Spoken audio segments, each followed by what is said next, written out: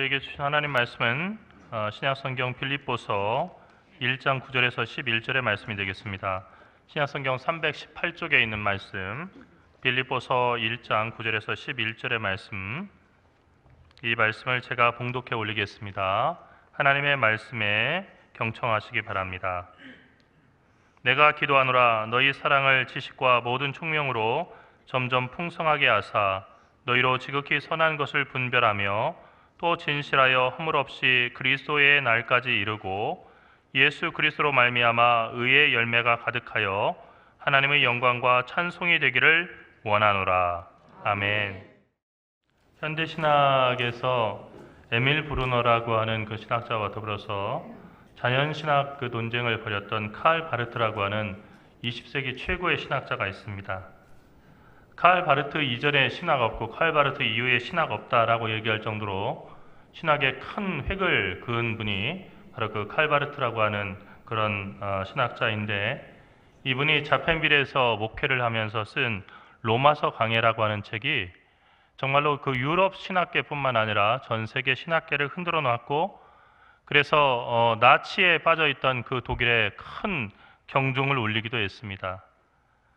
그래서 이렇게 위대한 그런 신학자로서 이후에 10,000페이지가 넘는 교회 교의학이라고 하는 이렇게 두꺼운 책 시리즈를 쓰기도 했는데, 이분이 은퇴를 하고 나서 그렇게 소원하던 미국 여행을 가게 됐는데, 게티스버그라고 하는 그곳에서 게티스버그 전투가 있었던 현장에서 마치 서부 영화에 나오는 건맨처럼 총을 들고 사진을 찍다가 질문을 받았습니다. 그렇게 즐거우십니까? 했더니 너무 즐겁다고. 이후의 삶은 어떻게 살고 싶으십니까? 했더니 이 칼 바르트 세계적인 신학자가 대답하기를, 앞으로는 읽고 싶은 책 좀 실컷 읽다가 제가 이 세상을 떠났으면 좋겠습니다. 여러분, 공부를 전혀 안 했던 사람이 이런 얘기를 했다면 이해가 되지만 세계적인 신학자 칼 바르트, 항상 연구 속에서 평생을 살았던 사람 입에서 이런 얘기가 나오려면 전혀 기자가 기대를 못했기 때문에, 그러면은 여태까지 읽으신 책은 어떤 책입니까? 했더니 여태까지는 제가 하나님으로부터 받은 그 사명을 감당하기 위해서 읽어야 될 책이었고, 이제부터는 제가 즐겁게 그냥 읽고 싶은 책, 특별히 역사에 관해서 책을 읽고 싶습니다. 그런 이야기를 남겼다는 겁니다. 제가 용산 제1교회에서 신학생으로 있을 때 담임 목사님이 돌아가신 신종선 목사님이셨는데, 이분은 항상 그 사택 서재에서 그냥 그 서재 의자에 앉아가지고 책을 읽으시던 그 모습이 창밖으로 많이 보였습니다. 항상 목사님을 보면은 서재에 앉아서 책을 읽고 계신데, 독특한 습관이 있었는데 집에서 편하게 입으시는 그런 양복 바지가 있었는데, 그 양복 바지에 무릎이 다 헤어져 가지고 구멍이 났었어요. 집에서는 그걸 입으시고 그 구멍에다가 손가락을 넣으시고 책을 읽으시면서 바지를 이렇게 구멍에다가 손가락을 넣고 이렇게 책을 읽으시던 그 장면들이 지금도 기억이 납니다.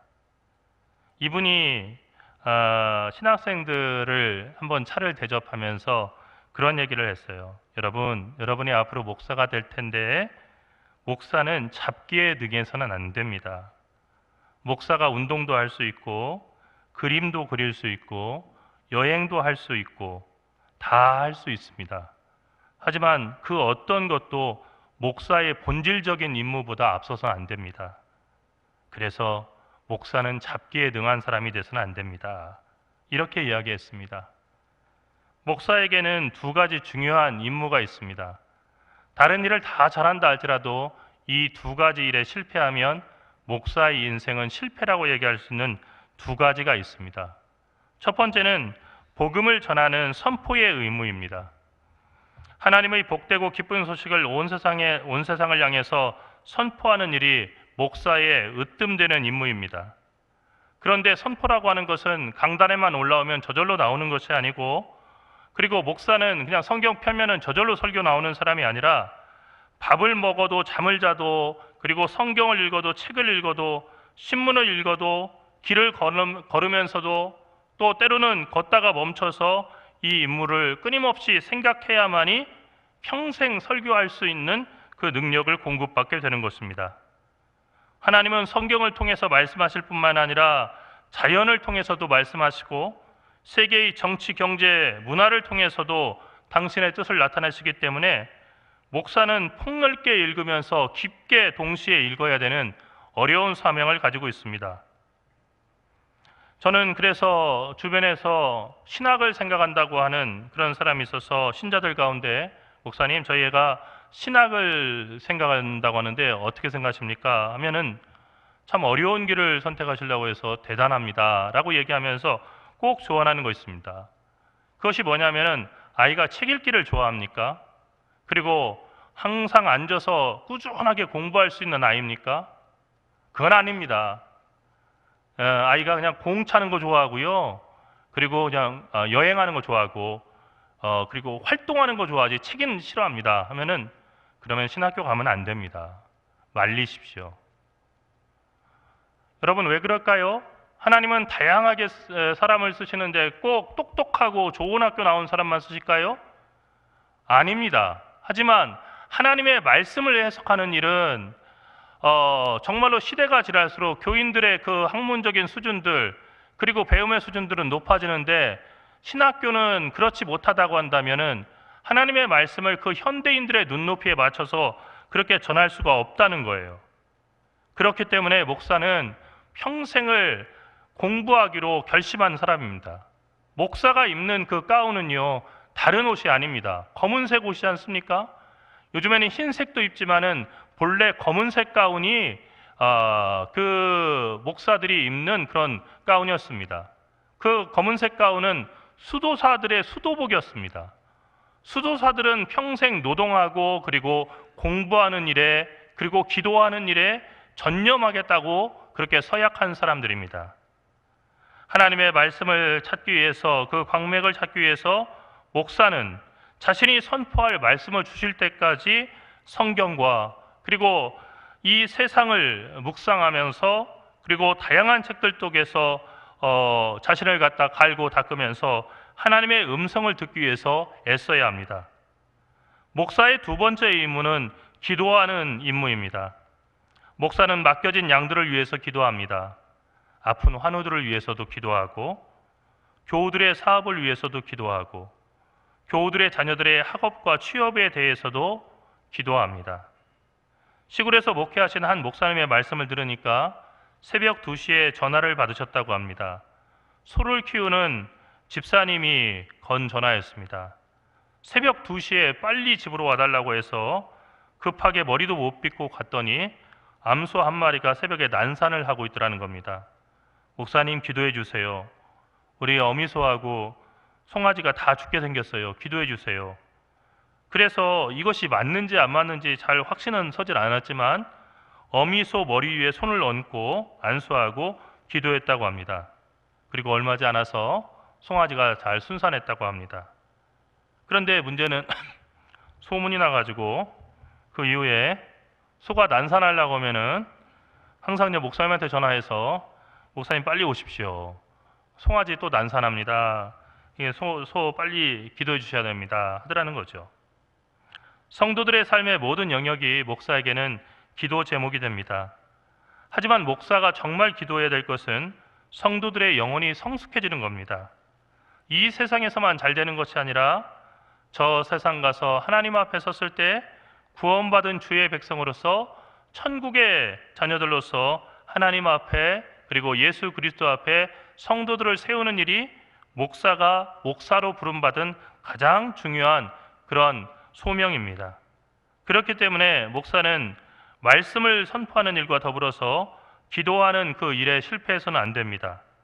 속 사람이 그리스도로 말미암아 하나님의 자녀다운 사람들이 될 수 있도록 성도들을 위해서 기도하는 것을 멈추는 순간 우리의 원수 사탄 마귀는 삼킬 자를 갖다 삼킬 그런 재물을 기다리는 우는 사자처럼 우리 양들을 덮치려고 그렇게 다가오게 됩니다.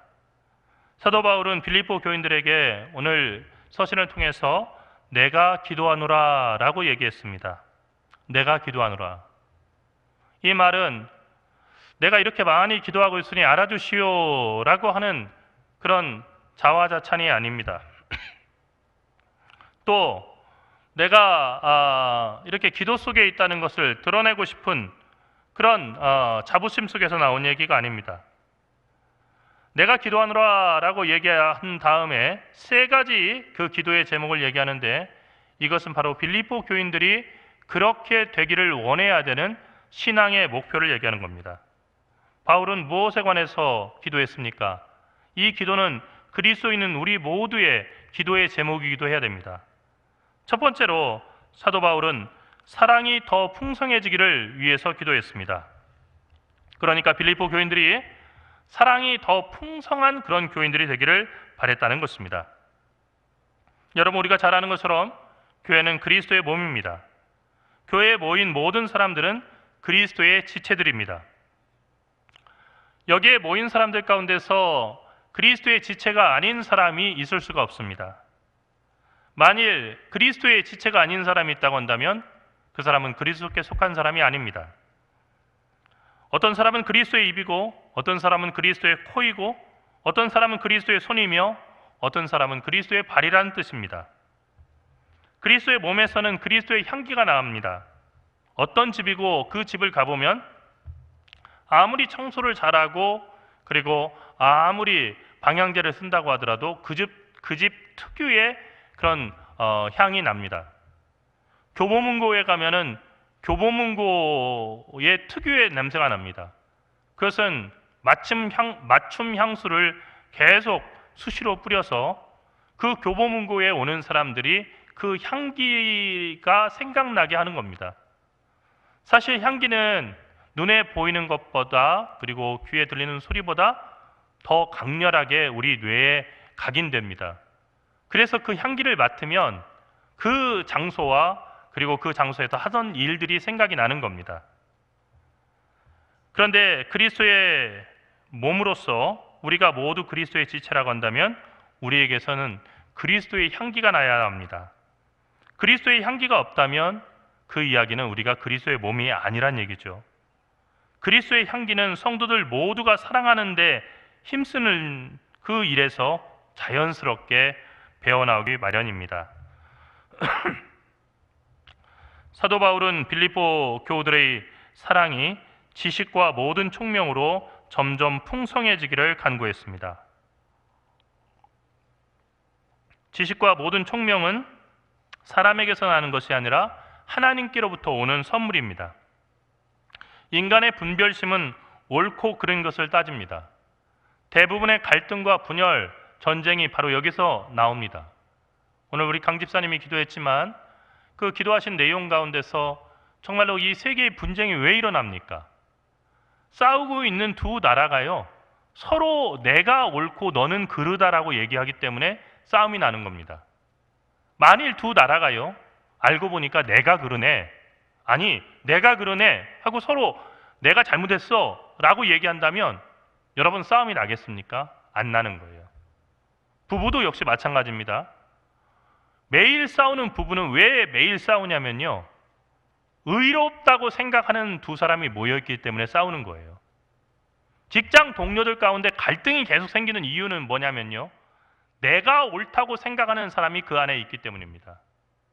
그런데 반대로 내가 부족하고 내가 뭔가 잘못된 것이고 그리고 여러 가지로 내가 덕을 보고 있다라고 생각한다면 감사가 나오고 그리고 서로 협력하게 되고 그 가정과 그 직장은 훨씬 더 따뜻해지는 것입니다. 여러분, 하나님께서 주신 지식과 총명을 받은 사람은요, 사람과 사람 사이에 옳고 그름을 따지면서 끝까지 한번 가보자 이렇게 옳고 그름을 가지고 다투지 않습니다. 그런데 인간은 타락으로 말미암아 그 기준점이 항상 움직이기 때문에, 그러니까 옳고 그름의 기준이라고 하는 것이 고무줄처럼 그냥 늘어났다가 줄어들었다 하기 때문에 제대로 옳고 그른 것을 분별할 수가 없습니다. 그런 상태에서 다른 사람과 나 사이에 누가 옳고 누가 그른가를 따지다 보면 나는 다 옳고 너는 다 그르다 라고 하는 매우 편향된 태도를 갖게 되어 있습니다. 이 태도를 갖고는 결국 자기를 다 망가뜨리고 그리고 자기와 만나는 모든 사람을 다 불행하게 할 뿐입니다. 여러분, 옳고 그름을 따지는 곳에 그리스도의 화해와 용서는 설 자리가 없습니다. 교회가 사랑이 풍성해지려면 하늘로부터 내리는 지식과 총명이 온 교우에 임해야 합니다. 그 총명과 지식이 임하게 되면요, 옳고 그름을 따지는 것이 아니고 서로를 보완해주고 따뜻해지는 그런 공동체가 됩니다. 오늘 장로님들이 계시지만 제가 다른 데 가서 우리 교회에 대해 소개할 때 제가 자랑하는 것이 있습니다. 여러 가지 자랑점이 있지만 우리 교회는 당회 때 시끄러울 일이 없습니다. 마치 초등학교 어린이 학급 회의처럼 정말 우리는 웃어가면서 그렇게 회의합니다. 길게 회의하지도 않습니다. 크게 반대하고 서로 갈등을 겪는 경우, 표결하는 경우도 없습니다. 서로 보완하면서 정말로 웃어가면서 그 당회가 끝납니다. 여러분, 정말 귀한 겁니다. 장로님들을 항상 존경의 눈으로 이렇게 바라보시고 또 장로님들의 그 수고를 여러분들이 항상 알아주시면 참 좋겠습니다. 물론 여러분들의 인정을 받기 위해서 장로님들이 일하는 건 아니지만 저는 사실은 우리 한국교회의 많은 교회들이 당회가 항상 큰 아우성 소리로 그리고 고함을 지르고 또 삿대질을 하고 하는 그런 정말 이 세상에서 보기 힘든 그런 갈등으로 물들어 있는 것을 잘 알고 있는데 우리 교회는 그렇지를 않습니다. 여러분, 계속 그런 당회가 될 수 있도록 그리고 묵묵히 기도하면서 이렇게 장로님들이 교회의 구석구석 또 위원회 구석구석에서 이런 모범을 보이면서 일하는 장로님이 될 수 있도록 장로님들을 위해서 많이 기도해 주시기 바랍니다. 교회가 수시로 모여서 말씀을 듣는 이유는 사실은 사랑이 풍성해지기 위해서입니다. 사랑이 메마른 교회는 살았다고 하지만 죽은 교회입니다. 교회는 자신이 하나님 편에 있다는 것을 사랑을 통해서 증명해야 합니다. 그 사랑은 추억이 돼서는 안 됩니다. 예전에 우리 교회가 이렇게 서로 사랑하며 아꼈는데 예전에는 이렇게 분위기가 좋았는데와 같은 옛날 이야기를 하는 교회는 불행한 교회입니다. 하나님과 이웃을 향한 사랑은 항상 현재형이 되어야 되고 시간이 갈수록 그 사랑은 점점 더 풍성해져야 합니다. 누가 사랑할 수 있겠습니까? 하나님께 속한 사람입니다. 성령이 그 마음에 거하시는 사람만이 다른 사람을 사랑할 수가 있습니다. 사도 바울은 믿음, 소망, 사랑 이 세 가지는 항상 있을 것인데 그 중에 제일은 사랑이다라고 얘기를 했습니다. 세상 끝날까지 믿음도 있을 거고 소망도 있을 것이지만 가장 중요한 것은 사랑이고 사랑하는 데서부터 우리가 하나님께 속한 사람이라는 것을 알 수 있다는 것입니다. 두 번째로 사도 바울이 기도했던 것은 지극히 선한 것을 분별할 수 있도록 기도했습니다. 여기서 지극히 선한 것이라고 하는 것은 가장 선한 것입니다. 가장 선한 것이란 게 가장 착한 것 이렇게 생각할 수가 있는데 독일어 성경에는 Was das beste sei 이렇게 해서 가장 좋은 것을 얘기하고 있는 겁니다. 사실 현대인들은 이미 물질의 홍수 속에서 가장 좋은 것이 무엇인지를 잊어버렸습니다. 모든 것을 돈으로 생각하고 모든 것을 물질적인 가치로만 생각합니다. 그러다 보니까 가장 선한 것, 가장 좋은 것은 가장 비싼 것이라고 생각합니다. 돈으로 모든 것을 계산하고 그리고 돈으로 가치를 매깁니다.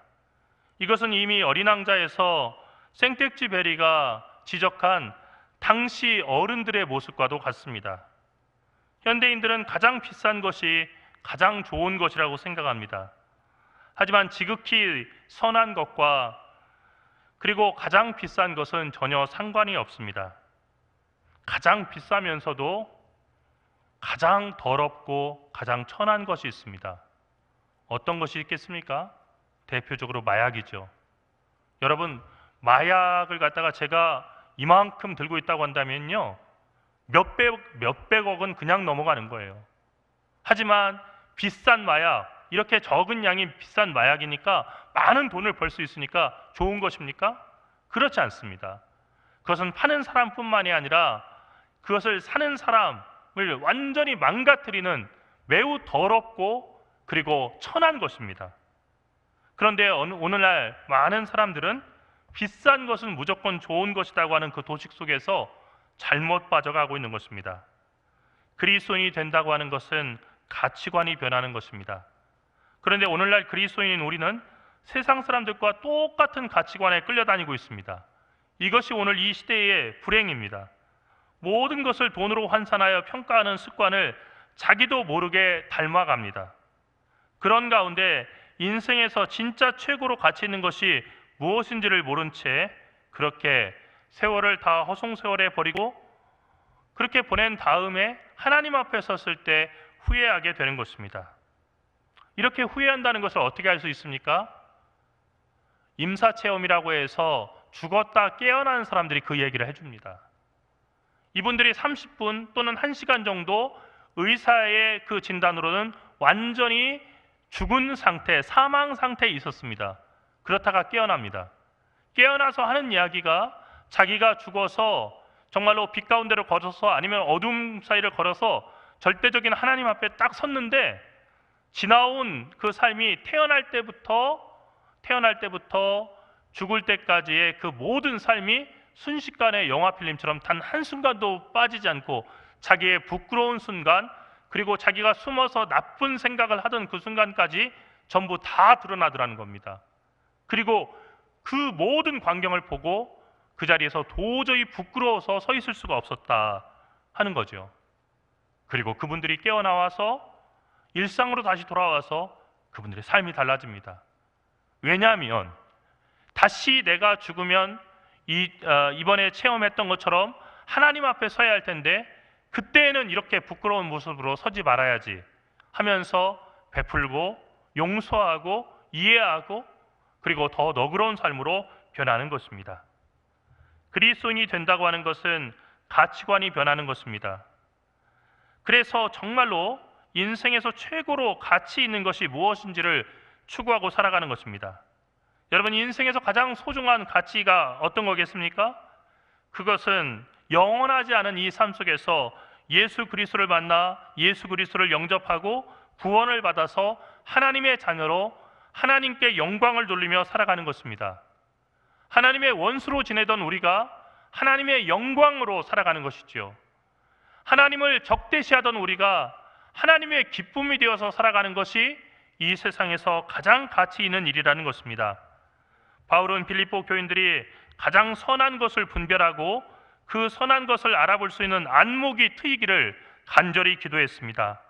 저도 그렇게 기도합니다. 우리 교인들이 남다른 눈으로 하나님을 보고 자신과 다른 사람을 보며 그리고 자연을 보고 인생을 보는 눈이 열리기를 기도하는 것입니다. 남다른 안목, 이것이야말로 예술가에게는 탁월한 작품을 만들 수 있는 출발점이자 가장 중요한 에너지의 원천이 되고 또 그리스도인들에게는 그리스도를 닮은 사람이 될 수 있는 그런 가장 중요한 동기가 되는 것입니다. 이 시간 말씀을 듣는 우리 모두가 지극히 선한 것을 분별하고 중요하게 여기며 그리스도의 날까지 사소한 것에 그리고 더러운 것에 마음을 빼앗기지 않고 지극히 선한 그것을 추구하며 살아갈 수 있기를 간절히 바랍니다. 마지막으로 하나님의 영광과 찬송이 되게 해달라고 기도했습니다. 바울은 빌립보 교인들이 하나님께 영광을 돌리고 찬송하게 해달라고 기도하지 않았습니다. 여러분, 이 차이를 아십니까?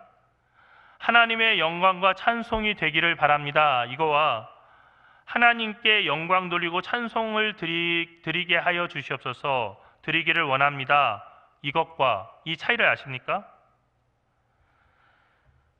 바울은 빌립보 교인들이 하나님께 영광 돌리고 찬송하는 사람들이 되게 해달라고 기도하지 않고 대신 빌립보 교인 자체가 하나님의 영광이 되고 하나님께 드리는 찬송이 되게 해달라고 기도했습니다. 대단히 이것은 놀라운 표현입니다. 이것이 어떻게 가능할까요? 예수 그리스도로 말미암아 가능하다고 했습니다. 그리스도를 영접해서 그리스도를 우리 안에 모시면 우리의 속사람이 변화되고 의의 열매를 가득 맺히기 시작합니다. 그리고 우리 안에 있는 그 가득한 열매가 하나님의 영광을 드러내게 됩니다. 죄인을 용서하시고 죄인을 살리신 그분의 자비하심을 그 열매를 통해서 드러내기 때문입니다. 그런 열매를 맺힐 때 우리는 큰 소리 내서 노래하지 않아도 하나님을 위한 찬송이 됩니다. 하나님의 영광과 찬송이 되는 사람 얼마나 멋진 말입니까? 가끔 가다 보면 막 스피커로 큰 스피커를 갖다가 봉고차에다 붙이고 아주 커다란 소리로 찬송을 틀어놓고 다니는 그런 분들을 보게 됩니다. 물론 복음을 전하자는 의도가 있는 줄 압니다. 하지만 너무나 큰 소리로 지나가던 사람들을 놀라게 하고 그리고 언짢게 하고 손가락질을 받습니다. 이렇게 손가락질 맞는 것을 순교당한다 그리고 박해당한다라고 생각해서는 안 됩니다. 하나님이 원하시는 찬송은 그런 게 아닙니다. 우리 자신이 바로 하나님을 찬양하는 찬송이 되기를 바라는 것입니다. 하나님은 우리가 찬송 잘 부르는 사람이 되기를 원하는 게 아니라 우리가 찬송되기를 원하시는 것입니다.